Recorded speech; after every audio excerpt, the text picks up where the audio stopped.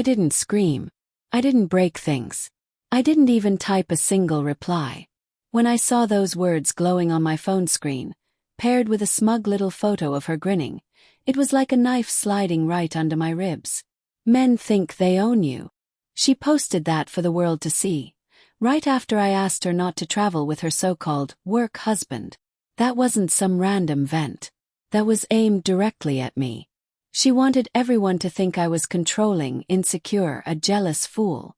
But the truth, the joke was on her. Her name was Vanessa Hart. We met 6 years earlier. She was 23, broke, and charming in that dangerous way. Like just standing beside her made you feel chosen. I remember the first week we dated, she couldn't even cover her rent. Paid it. I bought her a laptop when she claimed she needed it for work. And I told myself it was love, not charity. Back then she used to clutch my hand and whisper, "You saved me. I'll never forget this." But people forget. They forget fast when they find someone shinier to orbit. The changes crept in slowly, like cracks spreading across glass. Her phone buzzing at midnight. The late client dinners that stretched into whole weekends. Perfume clinging to her clothes even when she swore she'd been stuck in the office. And then there was Adrian Cole, her boss. Married, twice her age. With money, influence, and the kind of arrogance that leaves fingerprints on every room he steps into. She laughed at his jokes too loud. Defended him too quickly. Mentioned his name too often. That was my evidence. Enough for anyone else. Maybe not enough for me. I needed certainty. One night while she showered I searched her bag. Receipts, hotel bookings, matching dates with her business trips. And on her laptop, buried in a hidden folder, the truth roared back at me in photos.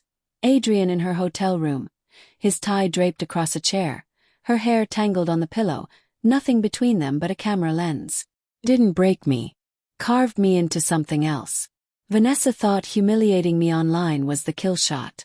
That smug post made her look bold, independent, while painting me as the insecure boyfriend who wanted to own her. So I didn't fight. I didn't argue. I didn't beg. I simply walked away. Quietly. Let her think she'd won. What she didn't know, I had already been planning. Adrian Cole wasn't just some fling. He had everything to lose. A wife, 2 kids in private school, and a reputation as the family man plastered all over his company's events. And Vanessa, she had tied herself to him like an anchor. I didn't need to expose them to the public. That would have made her a victim too. No, I wanted her isolated. Stripped of her shield. So I became meticulous. I built a case like a prosecutor. Screenshots, photos, receipts, hotel bookings. Every thread tied neatly into a single story. And when it was ready, I slid it into a plain envelope and mailed it. Not to HR, not to the company, not to the press. To Adrian's wife, Emily. The timing. Surgical.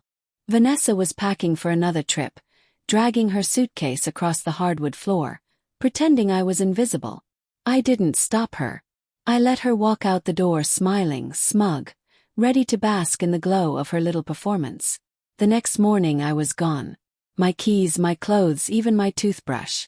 All she had left was that Instagram caption bragging about how free she was. And then the phone rang. I wasn't there, but I know how it unfolded. Vanessa's phone lit up. Adrian calling. She must have grinned, expecting his voice soft, promising champagne and a hotel suite. But it wasn't soft. It was rage.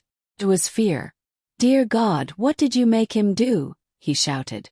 Because by then, Emily had already opened the envelope. She had seen everything. The messages, photos, timeline. In one night, Adrian's perfect empire collapsed.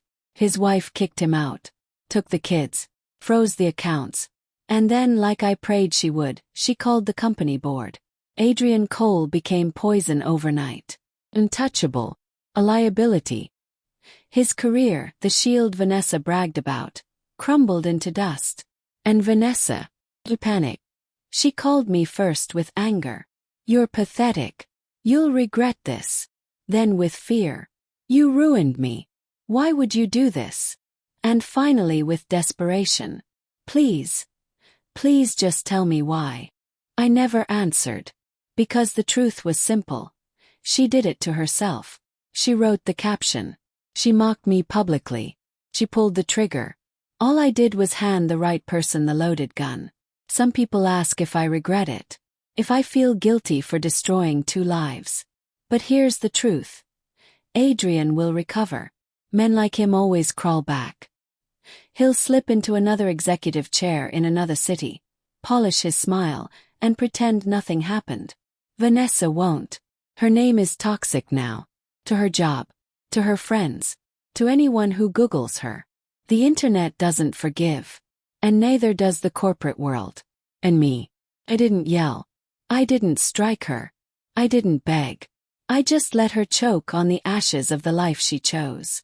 Revenge. Well, it wasn't revenge. It was balance. She once claimed I thought I owned her. But the only thing I owned, the only thing I ever needed, was the truth. And the truth was enough to burn her world to the ground.